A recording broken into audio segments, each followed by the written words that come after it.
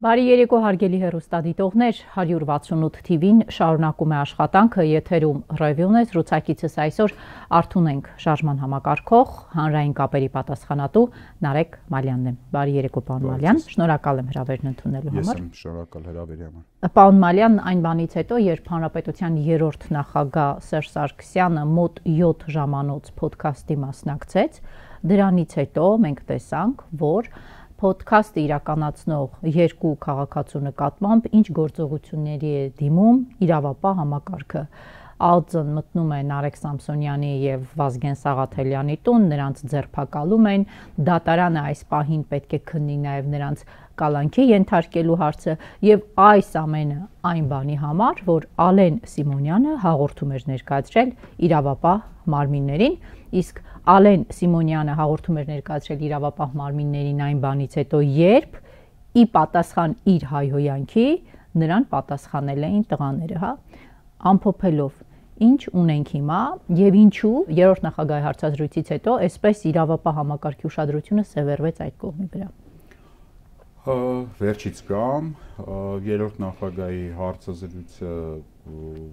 իրականում իմ համար նույնիսկ անսպասելի բավական քննարկված դարձավ, սենց արագ լրահոսի մեջ ես չէի սպասում, որ մենք այդ հարցազրույցը նախորդ շաբաթ եղել, մինչև հիմա այդ հարցազրույցի տարբեր ցիտատաների են բաժանված քննարկումներ են գնում, մինչև հիմա ազգային ժողովում տարբեր քաղաքական ուժերի ներկայացուցիչներ իրենց տեսակետներն են արտահայտում, իշխանականները ինչ որ ընդվզում են, ընդդիմադիրները քննարկում են, իմ համար անկեղծորեն անսպասելի երկար մնաց ինքը լրահոսում, ենթադրում եմ դա ասելիքի խտությունից էր, նույնիսկ 7 ժամվա մեջ նախագահը բավական խիտ ասելիքով հանդես եկավ։ Ինչ վերաբերվում է Նարեկ Սամսոնյանի եւ Վազգեն Սաղաթելյանի ձերբակալությանը, կարճ արագ անդրադառնամ իրավական մասին, որպես նախկին իրավապահ համակարգի աշխատող, տարօրինակ է, դա ամեն ինչ այս գործի մեջ, հա, որովհետեւ նույն Ալեն Սիմոնյանը, որ հայտարարեց, որ Վազգեն Սաղաթելյանը անձնական կյանք է մտել եւ այլն, դա եթե հայտնի իրանց ոդկասթի էպիզոդի մասին է, այդ էպիզոդը եղել է ամառ, եթե ես չեմ սխալվում, բայց դա նույնիսկ այտենց մայիս-հունիս ամսին, հա, հայտնի էպիզոդ, որտեղ Վազգեն Սաղաթելյանը չուզենալով ինքը նշեց, որ ցանկություն չունի նման նյութով հանդես գալու, սակայն քանի որ վարչապետի պաշտոն զբաղեցնողը արդեն մտել էր մարդկանց անձնական կյանքի տիրույթ Facebook-ում, ի պատասխան դրա Վազգեն Սաղաթելյանը փորձեց ցույց տալ, որ այնպես չի, որ սրբերից է բաղկացած ԿՊԱ-ական կառույցը, ինչին իդեպ երբեք անդրադարձ չի եղել, այսինքն նրանք քննադատվել են միշտ իրենց գործունեության համար, իրենց այդ Արցախը հանձնելու անվտանգային խնդիրը եւ այլն, այսինքն բայց ոչ մեկ երբեք իրենց անձնական թեմայով չի քննադատել եւ դրա կարիքը առաջացավ այն բանից հետո, որ Նիկոլ Փաշինյանը ինքը մտավ մարդկանց անձնական դաշտ, անձնական տիրույթ եւ ես ասում եմ բրավո Վազգեն Սաղաթելյանի համարձակությանը, որ այդ չելենջը վերցրեց, այդ մարտահրավերը վերցրեց, իրականացրեց։ Այսինքն այդ Ալեն Սիմոնյանի նշած խնդիրը կար շատ վաղուց, բայց ինչի հիմա որոշում կայացվեց հենց հիմա ձերբակալել, ենթադրում եմ ճիշտ եք դուք հենց 3-րդ նախագահի հարցազրույցի հետ էր կապված։ Հաջորդը անհասկանալի է ինչի համար էին խուզարկում տները մարդկանց տները, որովհետեւ ինչու համար են տարել անտիֆեյքում արտատեխնիկա։ Հեսա հատ կանդադամ։ Ինչ են խուզարկել մարդկանց տանը, ինչ էին փնտրում։ Այդ մարդիկ, ասենք, եթե պաշտոնական մեղադրանքի մասին խոսենք, իրանք մտել են, հայհոյել են, հա, ենթադրենք այդ պաշտոնական մեղադրանքի տիրույթում մնանք։ Ինչը այդ հայհոյանքն էին փնտրում այդ մարդկանց տանը։ 1. Տարօրինակ բան, 2. Տարօրինակ եւ չհիմնված խոզի։ Հաջորդը, ինչի էր դա իրականացնում ԱԱԾ-ն։ Եթե հոդվածը, որը մեղսագրվում է տղաներին, դա խուլիգանությունն է։ Դա ԱԱԾ-ին ենթակա, այսպես ասած, հոդված չի, հա։ ԱԱԾ-ի ենթակա հոդվածները հիմնականում սահմանադրական կարգի տապալման ուղված հոդվածներ են, ինչքան էլ ԱԱԾ քննչական առանձնացել է, то есть մտել է քննչական կոմիտեի մեջ։ Միևնույնն է ԱԱԾ-ի քննիչները իրանք առանձին մի հատ քննչական մարմին ունեն, ու քննչական կոմիտեի շրջանակներում եւ իրանք նստում են աչափնյակում, իրանք նստավայրը աչափնյակում է, եւ սահմանադրական կարգի դեմ ուղղված հանցագործությունները, պայմանական ասած, իրանք են քննում։ Նույն այդ դիմակավոր ջոկատներից սև հովաս բաները, ջոկատները, տենց է կոչվում ոստիկանության սպեցնազը, մի քանի բան ունի, հա, այսպես եթե նույնիսկ կարիք էր առաջացած, դրան են կանել, դրանք ոստիկանություն էլ ունի, եթե կարային ոստիկանություն ասեն, կարենք նույնիսկ ծանոթագիր տային, ես ձեզ վստահեցնում եմ, Նարեկ Սամսոնյանն էլ, Վազգեն Սաղաթելյանն էլ միշտ բոլոր ծանոթագրերով դատական, դատակոչի հարցաքննության միշտ առաջի իսկ հետևաբար ինչ խնդիր էին լուծում ԱԱԾ-ականների խոզարկել։ Այս տարօրինակ, այս ամեն ինչը հիշեցնում է ոնց որ բանը գեղարվեստական ֆիլմ էին նկարում։ Այս ամեն ինչը արժանի վախեցնելու խնդիր է դրված։ Այս ամենը դրանք անենք եւ ամենակարևորը ըստ այության անտիֆեյքի ունեզրկումը, սենց ասեմ։ Այսինքն ստացվում է որ անտիֆեյքի լույսերը ենթադրենք ստուդիայի ինչ մեղավորություն ունեն կամ կամերան ինչ մեղավորություն ունի, իրանք տենց հանցագործության գործիք չեն, իրանք տենց ինչ-որ բան չեն, այդ անտիֆեյքի խուզարկությունը եւ անտիֆեյքի տեխնիկական մասի արգելավումը, դա շատ մտահոգիչ է, շատ մտահոգիչ է։ Մտահոգիչ է այն առումով, որ մտել ենք ափաշքարա արդեն փուլ էլի, այսինքն անթակույց իշխանությունը գնում է բիրտուժի կիրառման, փակում է, ուղղակի փակում է, բանը իրան ոչ հաճելի լրատվամիջոց է, ես անտիֆեյքը լրատվամիջոց է, կայք ունի, լրատվական դրահոս ունի, բան եւ այլն, իրանք իրենց վիդեո սթրիմը ունեն, ասենք շատ լրատվամիջոցներ կան,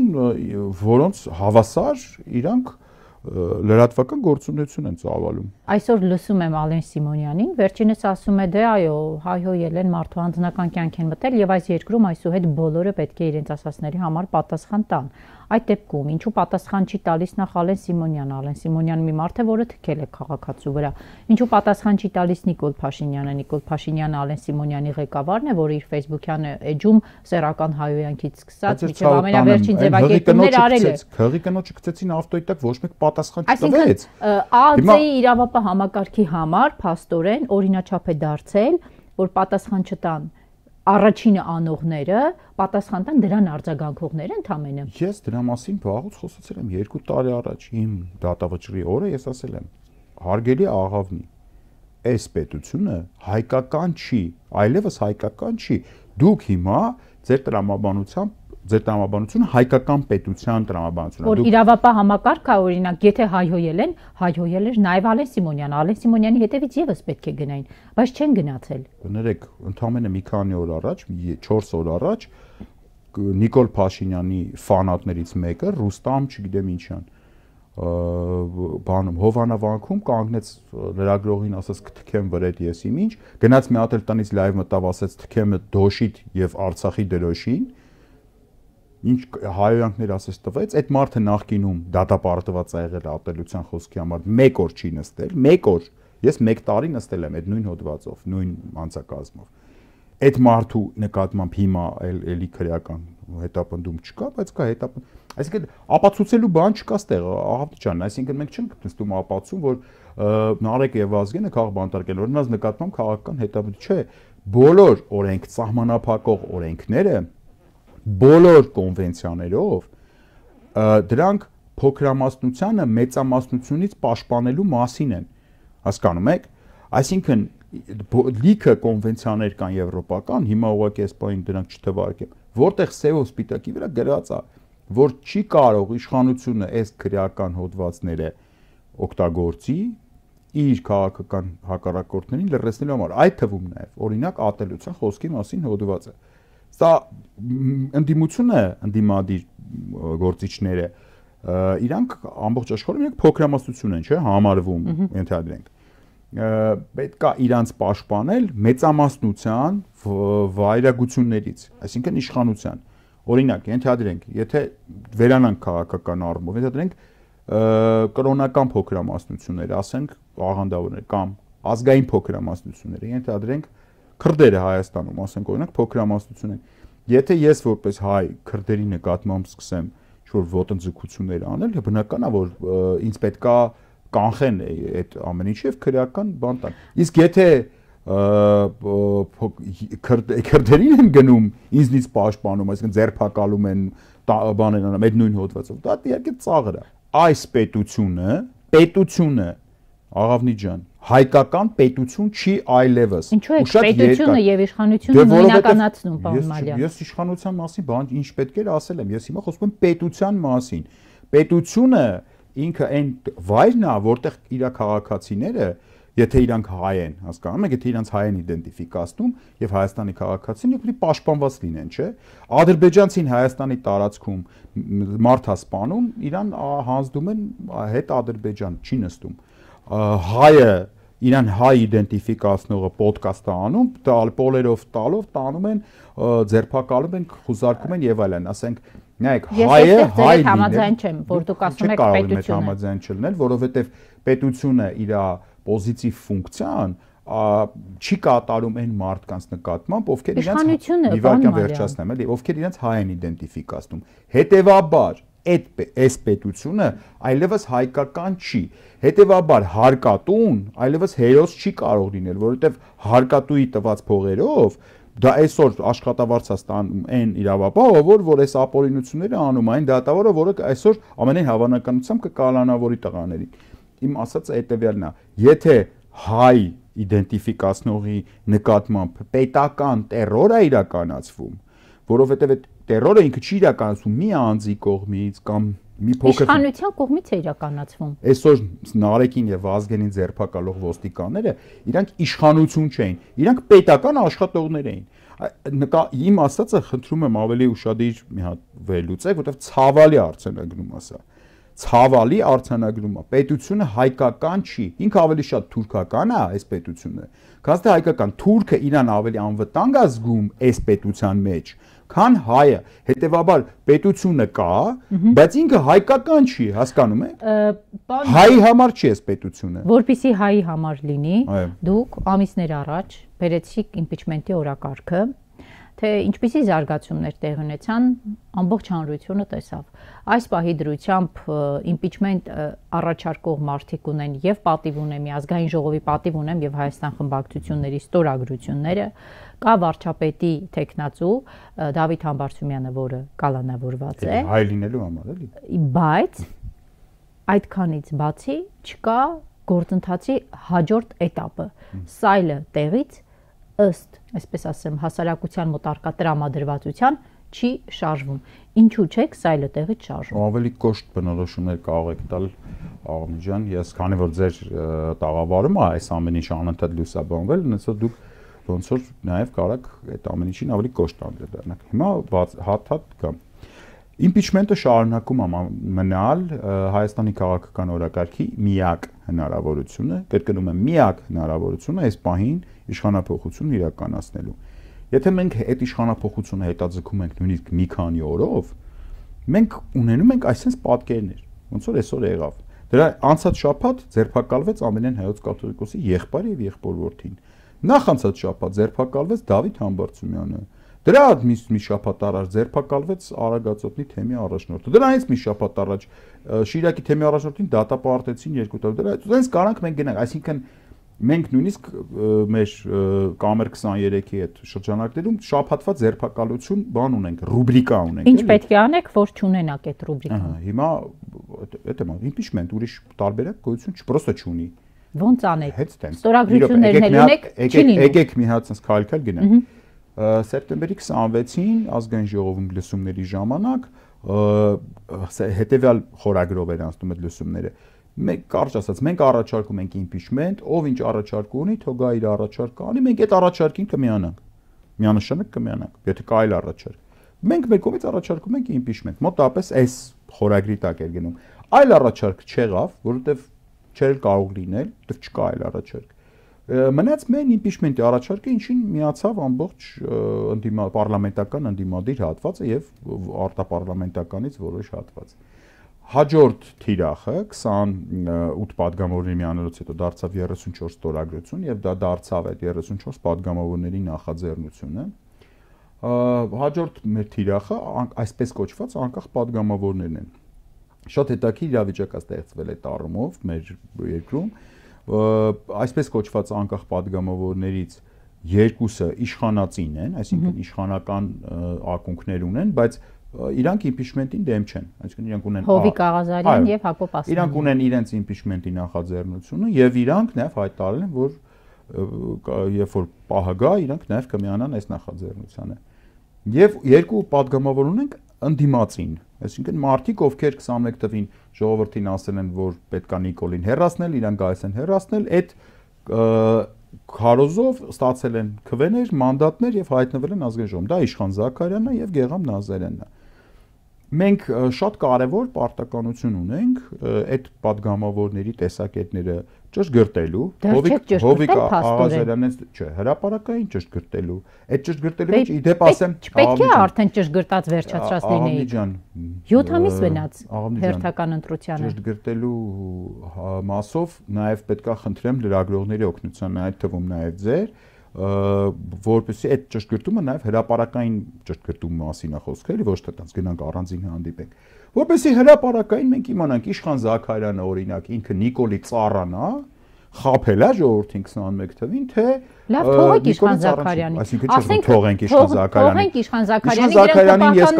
կարող եմ թողել այն դեպքում, երբ որ ինքը մանդատ չունենա, եթե ինքը ունի մանդատ, ես չեմ թողնել Իշխան Զաքարյանի հետևից գնալու համար մենք կորցնում ենք ամիսներ։ Ամիսներ չէ, ինչի համար ամիսներ։ Այս ընթացքում Դավիթի ձերբակալությունը եղավ նաև, այդ մենք մի քիչ տենց հետ ընկանք։ Մենք 4 ամիս ենք սպասել Հայաստան խմբակցության ստորագրություններին։ Ասում ենք հենց ունենանք Հայաստան խմբակցության ստորագրությունները, ԿՊԱԿ-ների ստորագրությունները մեր վրա։ Այո, էլ եմ ասում։ Ուր են ԿՊԱԿ-ները։ Բայց փուլ գոյություն ունի, չէ՞։ Հաջորդ փուլը նոր անկախներից հետո գալիս է ԿՊԱԿ-ները։ Չունեք մտավախություն, որ այս տեմպերով գնալու դեպքում մեկ էլ աչքներդ կբացեք, տեսնեք 2026-ի մայիսն է։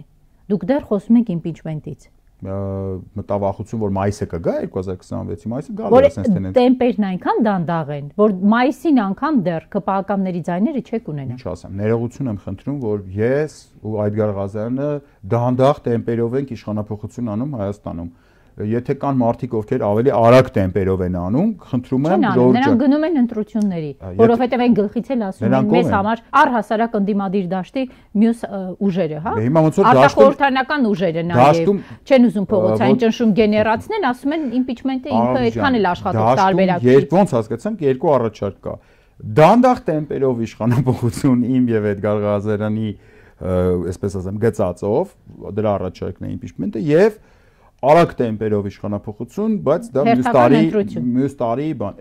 որին ես անկեղծ չեմ հավատում։ Ես չեմ հավատում։ Դե որովհետև ասենք ես այսօր տեսնում եմ, որ ընդդիմադիր քարոզչական գործիքներից մեկը այսօր փաստացիորեն լրացվեց։ Վաղը ձեր խմբագրությունն է լրացնելու, եթե դուք սենց շարունակեք ինձ շուշուտ հյուր կանչել։ Դրա համար չեմ տեսնում։ Ընտրությունները հոնտրության օրը չեն կեղծում, աղավնի ջան։ Ընտրությունները հիմիկվանց կեղծելով եթում են։ Առավել եւս դա նշանակում էր, որ իմպիչմենտի մասին խոսացող մարդկանց տեմպը շատ ավելի արագ պետք է լինի։ Իհարկե պետք է լինի, ես դա ընդունում եմ, ով է բան ասել։ Իհարկե պետք է ավելի ակսելերացնենք ամեն ինչ։ Դրա համար մենք որպեսզի ակսելերացնենք, պետք է արագ, այսպես ասեմ, բան անենք, անարգանքի սյունին գամենք մեր այսպես կոչված անկախ падգամավորներին, որպեսզի իրանցից արագ ունենանք կոնկրետ պատասխան, իրանք կամ էս կողմ են, կամ են կողմ են։ Դաշտը, կրկնում եմ, պետքա բաժանվի իմպիչմենտից առաջ երկու մասի, երրորդ չի լինելու։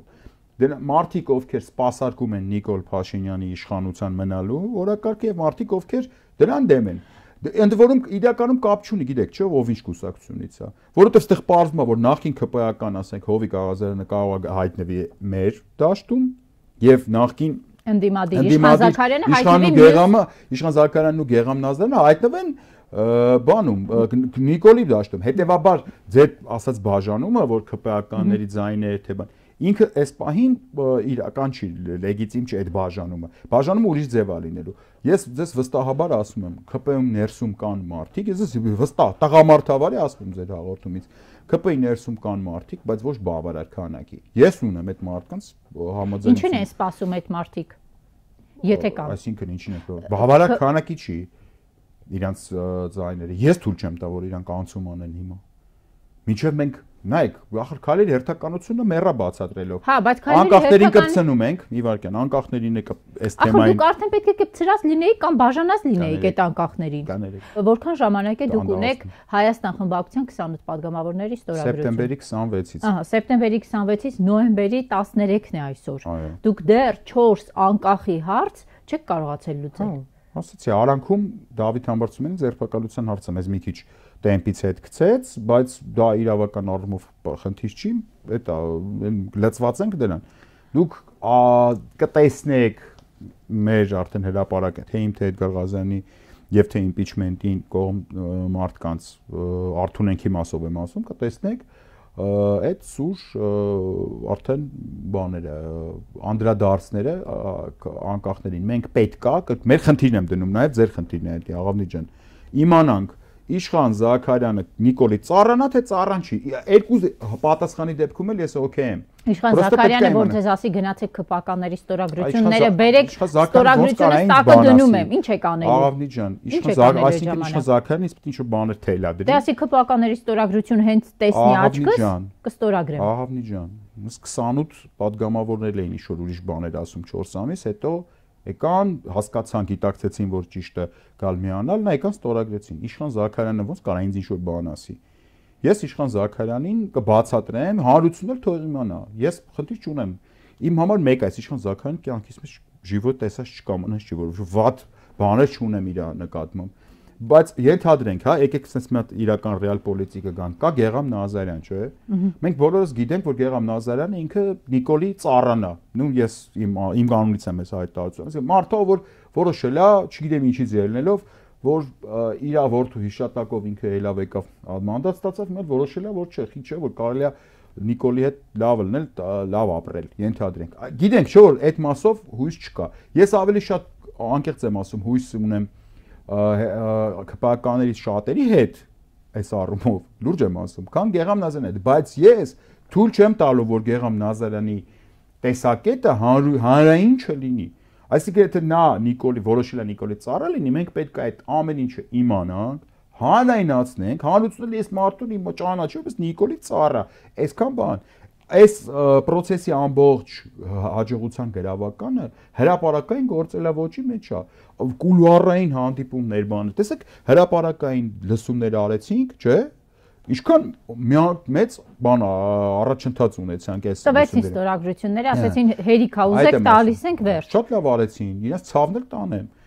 իհարկե ուշ մի քիչ ուշ տվեցին հարցետի չի 4 ամիս շուտ կարելի էր դա անել, բայց հիմա կապ չունի եկան այդ գիտակցության, որ impeachment-ը ճիշտ է, տվեցին, ես խնդիր չեմ տեսնում։ Ասածս այն է, որ ինչքան հրապարակային է լինում, Աղավնի ջան, այս process-ը, այնքան իր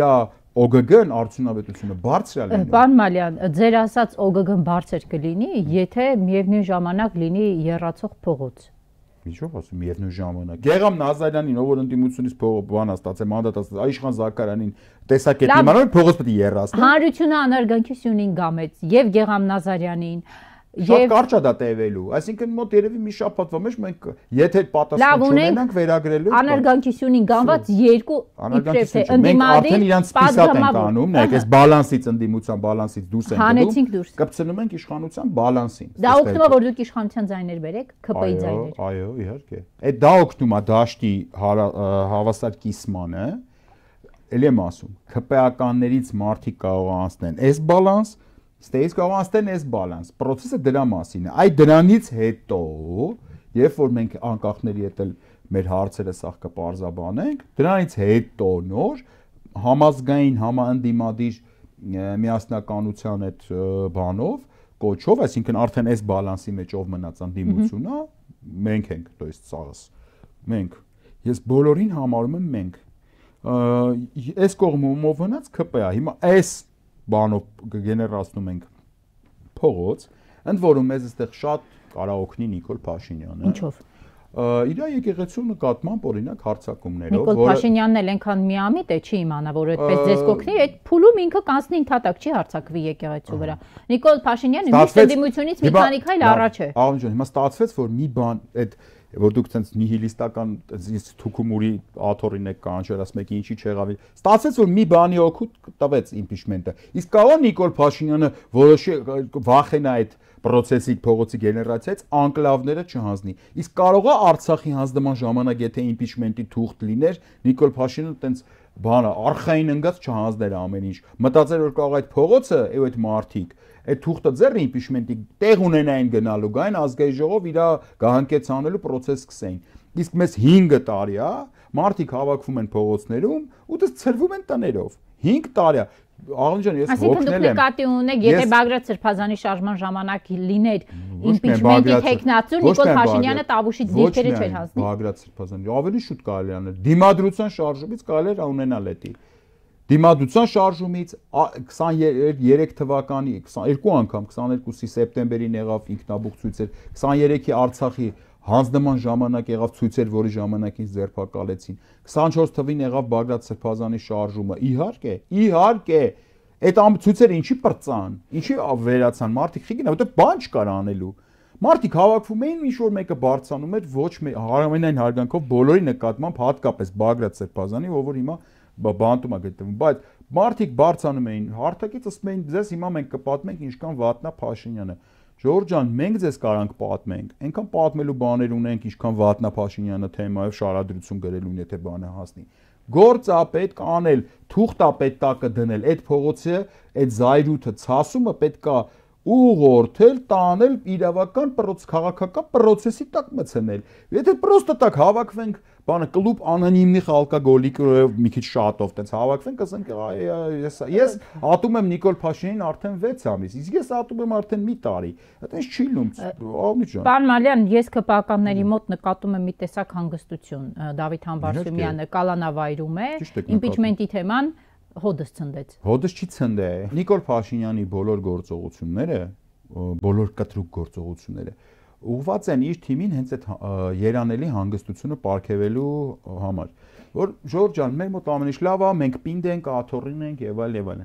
Ամեն ինչ լավ չի ամենևին Նիկոլ Փաշինյանի մոտ, ես իրանց թիմ, ես հատուկ մի օր ԿՊ-ի համար ուզում էի լայվ մտնել, հենց մենակ ԿՊ-ի համար բաներ կար պատմեի, որ իրանք է իմանային, ինչա կատարվում իրականում իրանց մոտ։ Իրանց իշխանությունը մազից է կախված։ Ես դա անկեղծ ասում եմ։ Ես արդեն 7 տարի է լսում եմ, որ Նիկոլ Փաշինյանը գնում է Վաբանկ, Նիկոլ Փաշինյանի ղեկավարած ԿՊ-ում ճաքեր կան,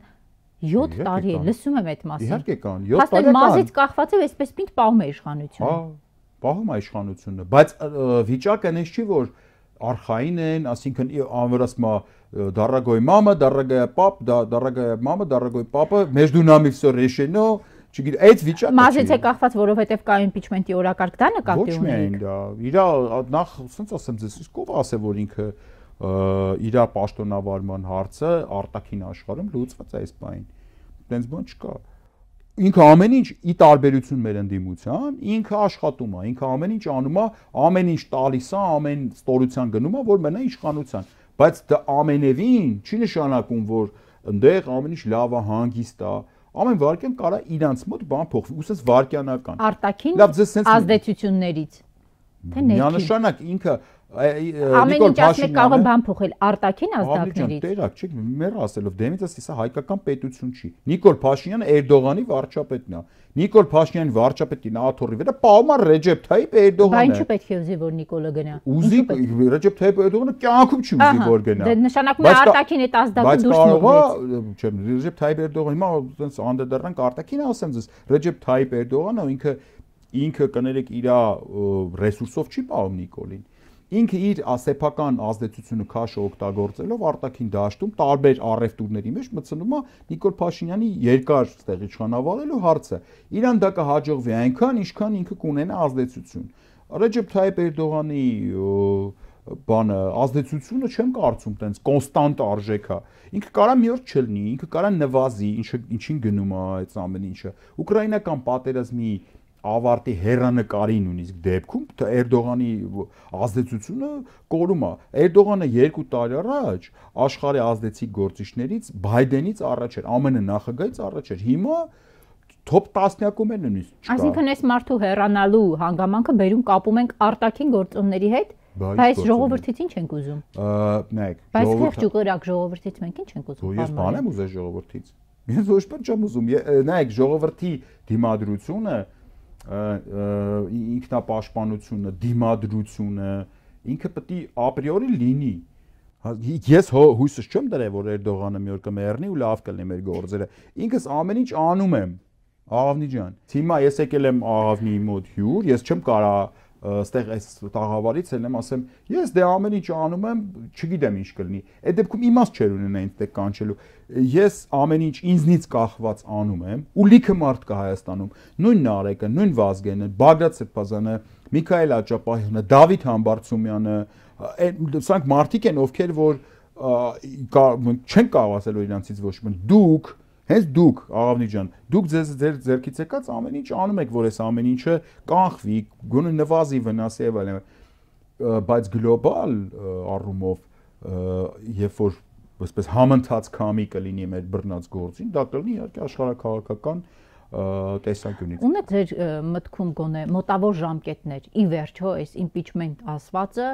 երբ կլինի կամ այս կողմ կամ այն կողմ կամ այս կողմ կամ այն կողմ մինչև այս ազգային ժողովի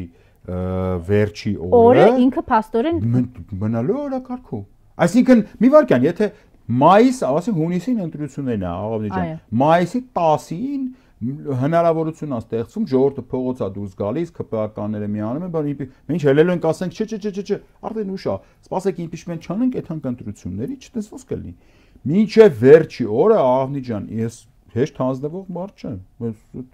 չի կարա դες բանը լինի ես այս ամեն ինչի մեջ չունեմ անձնական շահ չունեմ պաշտոնի ակնկալիք ընտրությանը մասնակցելու հեռանկար իմ համար այնքան մեկ է այդ ընտրությունները կներեք ինչ տարբերություն այսօր իշխան ընդհանրենք Զաքարյանն է կամ Հայկ Մամիջանյանն է կամ չգիտեմ Արծվիկ Մինասյանն է падգամավոր վաղը Նարեկ Մալյանն է լինի էլի նստելու եմ ընդ եթե ես համակերպեմ որ ես падգամ նստելու եմ ընդ այդից ին վրա են մատ թափ տալու ինձ են քֆրտելու չէ ինչն է տարբերությունը ինչն է իմաստը Արծվիկ Մինասյանին փոխել պայմանական Մալյան Նարեկով իմաստ չկա հետեւաբար անիմաստ բանի մեջ ես չեմ սիրում մտնել ես չեմ մասնակցելու ընտրությունից մեկա չեք պատկերացնի սենց ավելի մի քիչ ուժ ձևով ես չեմ հավակնում մասնակցել ընտրությունների բայց եթե իհարկե ինչ որ ես ինչ կախված լինի որ պետք է անպայման գնալ են էլ պետք է շատ հստակ լինի ինձ բացատրությունը որ ինչ են կան բայց ես համենայն դեպս ինչ չեմ պատկերացնում այս դահլիճում նստած ինչ որ քվեարկություն ու խելոք հարցեր տալ լավ ես մի քիչ ուրիշ ձև հարցս ձևակերպեմ դուք կհամաձայնեք այն դիտարկման հետ որ impeachment-ի հարցը բերվեց օրակարգ եւ այդ օրակարգը դարձավ պատճառ կամ առիթ որ երկու նախագահների թիմերը միմյանց հասցեին քննադատություններ ուղղեն իսկ այդ ամբողջի արդյունքում եւ երկրորդ նախագահից ու թիմից եւ երրորդից ու թիմից հիասթափվեց ժողովուրդը եւ այդ առումով impeachment-ը վնաս տվեց որտեղ հանրությունը հերթական անգամ հիասթափության ալիքի առաջ կանգնեց դուք կնես գեղեցիկ ձևակերպեցիք դժվար է բան անել չհամաձայնվել ձեր ձևակերպումից բայց ես ինձ համարձակություն թույլ կտամ չեմ համաձայնվի բանն այն է որ այդ փոխհրաձգությունը մի վարքյան ինչ կասեք այն մարդուն որը տեսնում էր Հանրապետականի եւ Ռոբերտ Քոչարյանի թիմի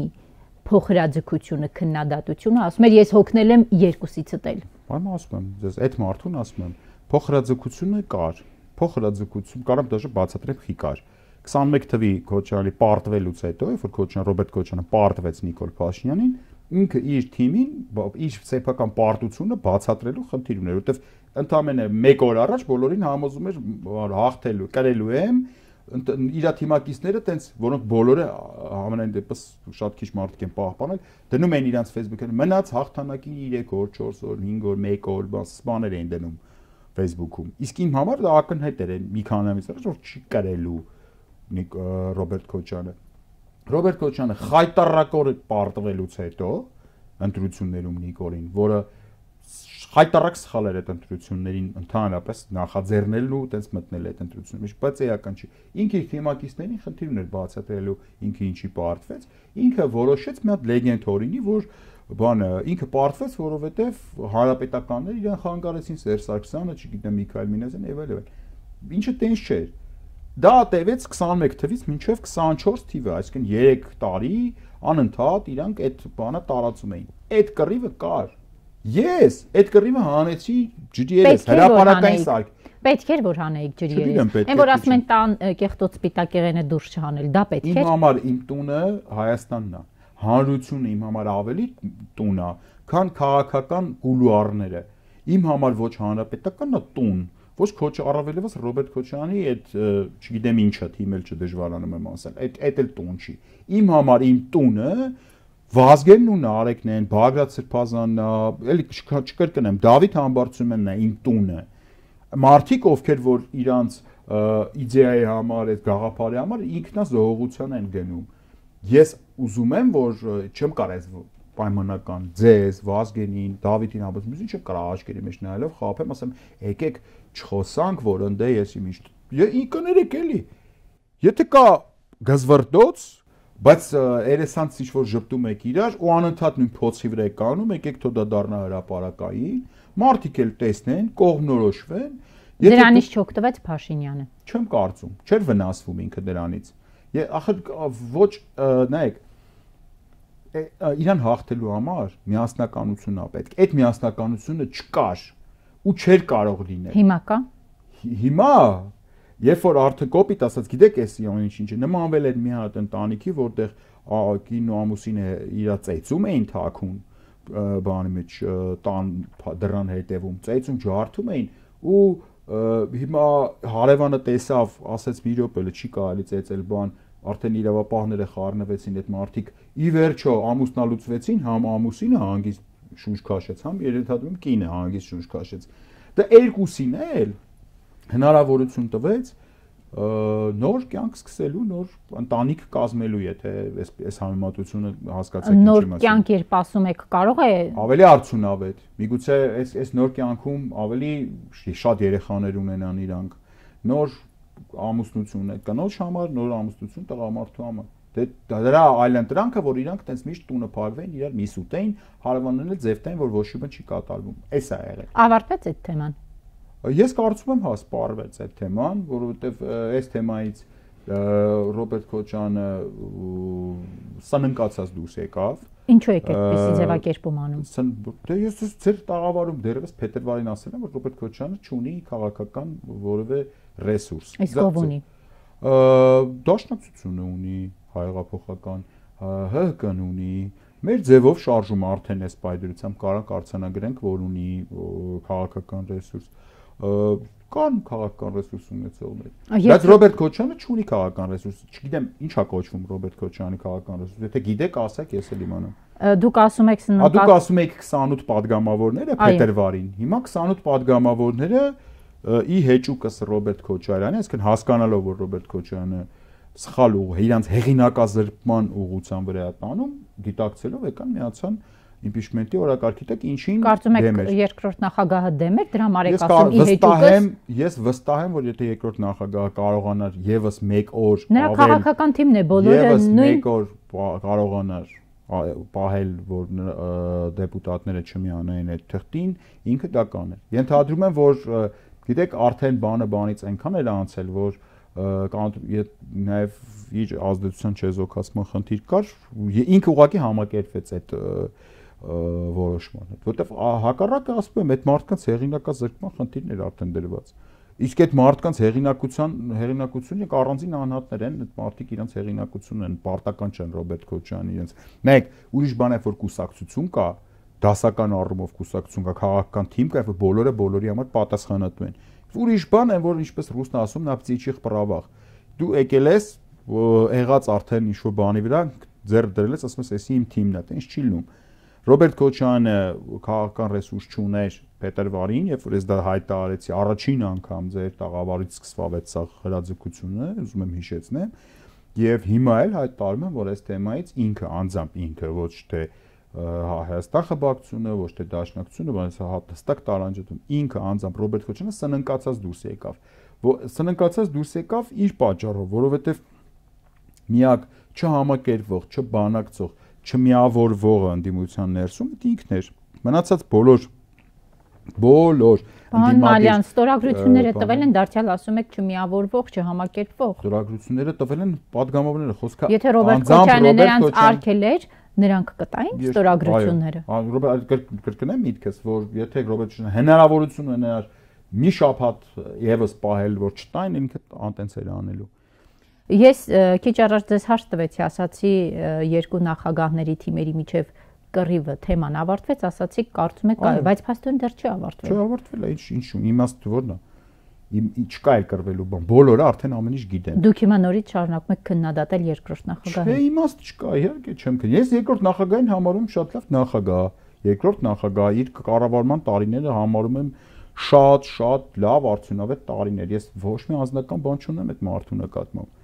Ինքը ուղղակի տենց մի հատ խումբ էր հավաքագրել, այդ տենց հայհոյողների, բաների, տենց այդ էր բաղում իրան թվում էր, որ այդ խմբով կարա քաղաքական ճնշումներ գործադրի ինչ-որ մարդկանց վրա։ Ին վրա համենայն դեպս չստացվեց։ Փորձեց, լիքը մարդու վրա ստացվել է ընդ որում հանուն արդարության ասեմ։ Արման Թաթոյանի վրա էին հարձակվում այդ խմբերը, Վանեցյանի վրա էին հարձակվում։ Դե մարդ են, ասենք մի քիչ նեղվում են բաներ անում, կարող է իրենց քաղաքական որոշումների վրա դա ազդի, իմ վրա չազդեց։ Ես իմ օրինակով ցույց տվեցի, որ ես թքած ունեմ հազարումի հայհոյող ես իմ ումերի վրա,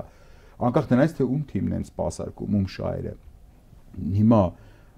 այս ամեն ինչը ամփոփելով ասեմ, ես համարում եմ, որ այդ թեման սպառված է արդեն։ Ռոբերտ Քոչարյանը ինքը նույնիսկ եթե բանը հասնի, то есть impeachment-ի օրակարգով ասեմ, impeachment-ի օրակարգով ինչ հնարավոր էր ստանալ Ռոբերտ Քոչարյանից արդեն ստացված է, այսինքն ստորագրություն Հայաստան խմբակցության ստորագրություններն էին պետք, ունեք։ Ոչ թե ունենք, հիմա իրենք սպասում են, որ դուք ապահովեք քաղաքականների ստորագրությունները։ Ոչ թե ունենք, մենք ունենք, տենց խոսքը падգամավորների մասին է գնում ամեն դեպքում, հա ես կարծում եմ ավելի հարգալից է պետք է մասը ասել, որ այդ մարդիկ, այո, դարձել են համահեղինակ, նախաձեռնող այդ ստորագրությունը տակ։ Հետևաբար Ռոբերտ Քոչարյանի ֆակտորը այս առումով էլ չկա impeachment-ի օրակարգում։ Հիմա իրենք էլ սպասում են, որ դուք ապահովեք ԿՊԱԿ-ների ստորագրություններ։ Դա անկեղծ ասած խայտարակություն կլինի հենց այդ падգամավորի համար, ով որ իր իսկ օրենսդրական նախաձեռնության համար սպասում է Նարեկ Մալյանի, Էդգար Ղազարյանի ինչ որ գործողությունների, որը ի դեպ ասեմ, ակտիվորեն անում ենք մենք չենք թերանում եւ մենք դա անելու ենք։ Կրկնում եմ, անշահ խնդիր, ոչ քաղաքական բանի, ինչ որ կապիտալի հավաքման խնդիր ենք լուծում, ոչ ես, ոչ Էդգար Ղազարյանը, ոչ ինչ-որ ընտրությունների ենք պատրաստվում, որ դեպուտատ դառնանք, մանդատ ստանանք, ոչ, աղավնի չեմ, դա անում ենք միայն մի նպատակով, որպեսզի օր առաջ ազատվենք Նիկոլ Փաշինյանի այս արդեն չգիտեմ ինչ գերմանական արտադրության ֆիլմի բաներից, էլի ճիրաններից։ Շնորհակալ եմ։ Ես եմ շնորհակալ։ Հարգելի հեռուստադիտողներ, հիշեցնեմ զրուցակիցս այսօր Նարեկ Մալյանն էր, կհանդիպենք վաղը։